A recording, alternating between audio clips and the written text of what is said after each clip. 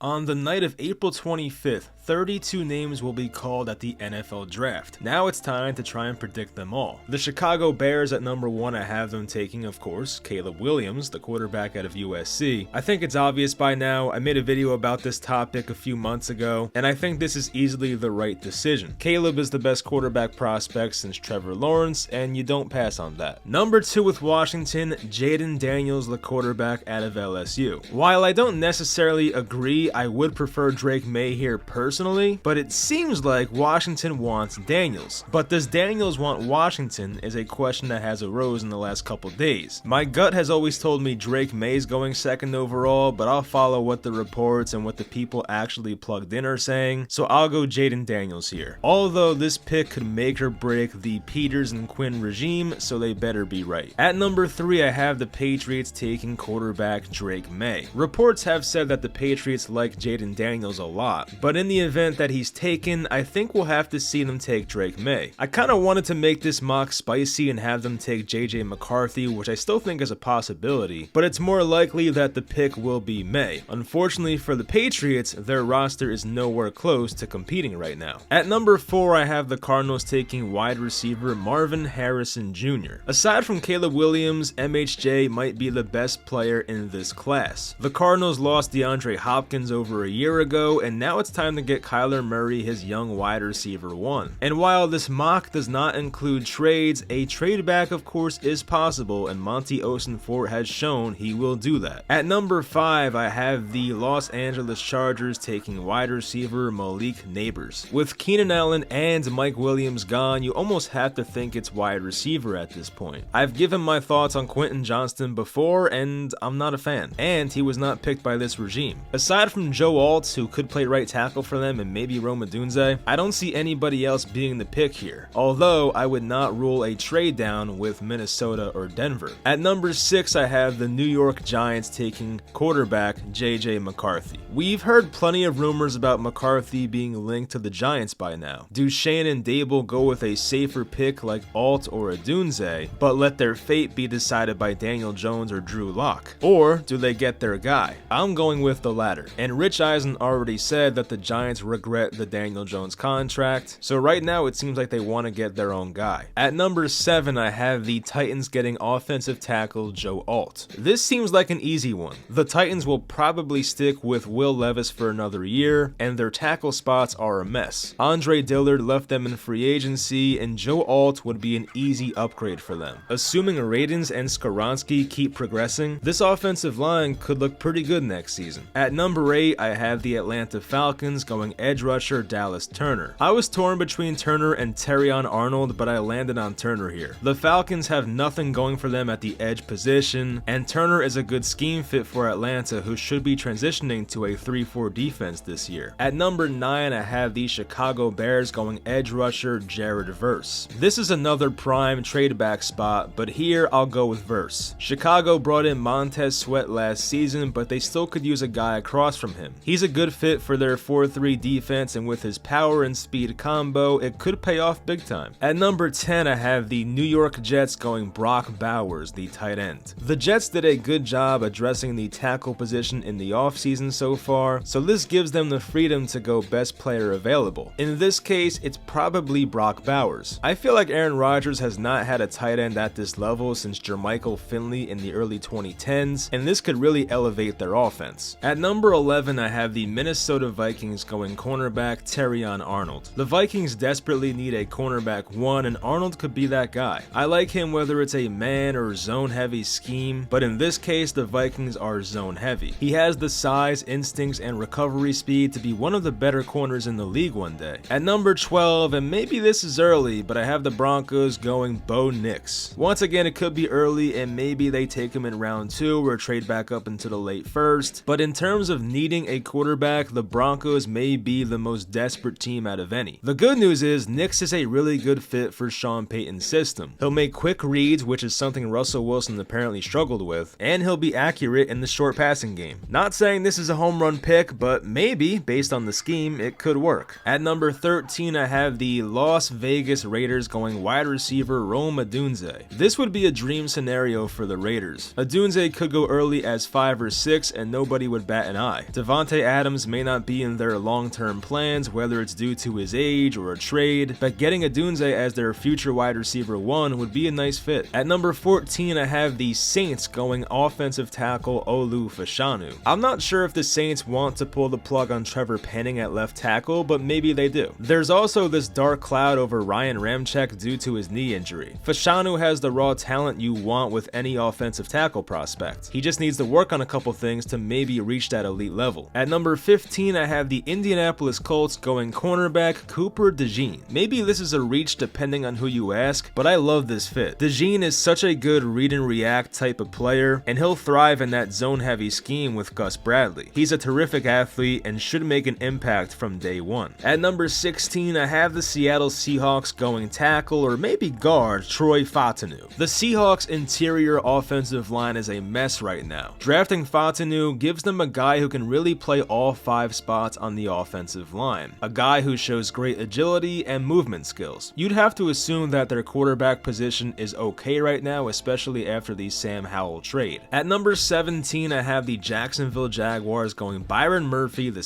the defensive tackle. I'm admittedly a big fan of Byron Murphy, and this could be a nice fit for them. He may be a little undersized, but he's really strong. He plays with great leverage and he's explosive off the line. This defensive line with Josh Allen and Trayvon Walker, if he lives up to the hype, can regain that nickname Saxonville. At number 18, I have the Cincinnati Bengals going Talicia Fuaga, the offensive tackle. Fuaga is another guy who's one of my favorite players in this draft, and this fit makes a lot of sense. The Bengals lost Jonah Williams but gained Trent Brown. Brown, though, is 31 years old. For now, Fuaga could play guard and eventually take over at right tackle when Trent Brown's out of the way, and keeping Joe Burrow upright should be the #1 priority for this franchise. At number 19, I have the Los Angeles Rams taking edge player Laiatu Latu. After almost retiring in 2021 due to a neck injury, Latu built himself up as being a first-round pick, most likely. He grew up in California, went to UCLA his last 2 seasons, and I have him staying locally with the Rams. They lost Aaron Donald, of course, and they could use someone opposite of Byron Young. Latu already has a wide repertoire of pass rushing moves and should make an instant impact. At number 20, I have the Pittsburgh Steelers going Jackson Powers Johnson, the center. I just feel like this is a player that the Steelers would love. He moved to center full-time in 2023 and he thrived. He has a great anchor, quick feet, and dominates in the run game. Aside from having very short arms, there's really no downside to his game. At number 21, I have the Miami Dolphins taking Johnny Newton, the defensive tackle. Depending on who you ask, Newton may be the best defensive tackle in this class. With Christian Wilkins leaving for Las Vegas, it makes sense to find his replacement. He may have to put on some weight, but his explosiveness and the way he shoots gaps is amazing for a defensive tackle. And he's not just a run stuffer, he's had plenty of sack production as well. At number 22, I have the Philadelphia Eagles going cornerback Quinyon Mitchell. You know, in the real draft, they'll just go with the best player available, but in this draft, I'm giving them much needed help at the cornerback position. Mitchell played mostly zone at Toledo, but the Eagles like to play a lot of both. He's had great production with 37 passes defended in the past 2 seasons, and with Slay and Bradbury aging, you'd have to think this is a position they want to address early. At number 23, the Minnesota Vikings are up from the pick they got from the Texans, and here I'll have them taking quarterback Michael Penix. Penix is probably going to be a first-round pick, even based on his age and injury history. Minnesota has always been my favorite fit for Penix. He'll be in an offense that wants to throw the ball more than anybody else, just like he did at Washington. Assuming Jefferson and Addison are there for the long haul, which I don't know about Jefferson, but hopefully for their sake, he'll have some great receivers to throw to. At number 24, I have the Dallas Cowboys going tackle Amarius Mims. With Dallas losing Tyron Smith and Terrence Steele's disappointing 2023 season, this could be the move that Dallas makes. Mims allowed 0 sacks in 372 career pass blocking attempts. He does have an injury history, but the upside is massive, and so is he. Dallas does tend to nail their offensive line picks, and with Tyler Smith sticking at left guard presumably, the left tackle spot should be open. At 25, I have the Green Bay Packers going with Graham Barton, the tackle slash guard slash maybe center. In free agency, the Packers lost David Bakhtiari and John Runyon Jr. on their offensive line. Jordan Love seems like the real deal, and the last thing you want to do is give him a bad offensive line for his second year as a starter. Barton can play every offensive offensive line spot, but he was mainly a left tackle in college. Barton moves very well in space, and he plays with nastiness and has really good hands, and seems like a player that the Packers would really like. At 26, I have the Tampa Bay Buccaneers going cornerback Kool-Aid McKinstry. Tampa lost Carlton Davis in free agency, and I'm sure they would love to add to that defense. McKinstry gives them a lanky corner who can play press on the outside and a guy who attacks the ball better than most. Maybe they'd want some interior offensive line, but I'm assuming they'll address that later. At number 27, I have the Arizona Cardinals taking Chop Robinson, the edge rusher. The Cardinals have drafted this type of edge rusher before when they took BJ Ojulari in round 2 last year. Robinson has great explosiveness, bend, and get off. His combine definitely helped his draft stock and may be enough to sneak him into the first round, and Arizona brought him in for a top 30 visit as well. At number 28, I have the Buffalo Bills going wide receiver Brian Thomas Jr. I'm not sure if Thomas would actually fall this far in the actual draft, but if he did, I'm assuming the Bills would run to the podium. After losing Gabe Davis and trading Stephon Diggs, this team needs somebody on the outside. Thomas is a big target who can get behind the defense with his great speed and make some impressive grabs downfield. At number 29, I have the Detroit Lions taking TJ Tampa, the cornerback. This feels like a Lions type of guy. He plays with a lot of physicality, he can play man-to-man defense, which Detroit heavily leans on. Tampa has good instincts, long arms, and brings a mentality that Dan Campbell would really appreciate. At number 30, I have the Baltimore Ravens taking offensive tackle J.C. Latham. With Morgan Moses leaving for the Jets, the right tackle spot is open once again for this team. Latham has his concerns, but based on his measurables and other skills like balance and movement skills, he should be a first-round pick. Latham could also be dominant in the run game, which suits a team very well like Baltimore. He's also played some right guard in the past, so he's not locked into the right tackle position if things don't work out there. At number 31, I have the 49ers taking wide receiver Ladd McConkey. Between the Brandon Ayuk trade rumors, which seem very real, and their other skill position players getting a bit older, I could see the Niners taking another weapon. McConkey's a good blocker too, which you know San Francisco will love. He's great at getting open, changing direction, and his yards after catch is not that bad for a player of his size. At number 32, I have the Kansas City Chiefs going Addy Mitchell, the wide receiver. The Chiefs desperately need a left tackle, but is it worth passing on Mitchell for a guy like a Jordan Morgan or a Tyler Guyton? I would say no. Mitchell gives the Chiefs something they haven't had since Tyreek Hill left. They did bring in Marquise Brown on a one-year deal, but this team needs to find their next long-term wide receiver one. Rashee Rice could be that guy, but right now Justin Watson is starting for this team.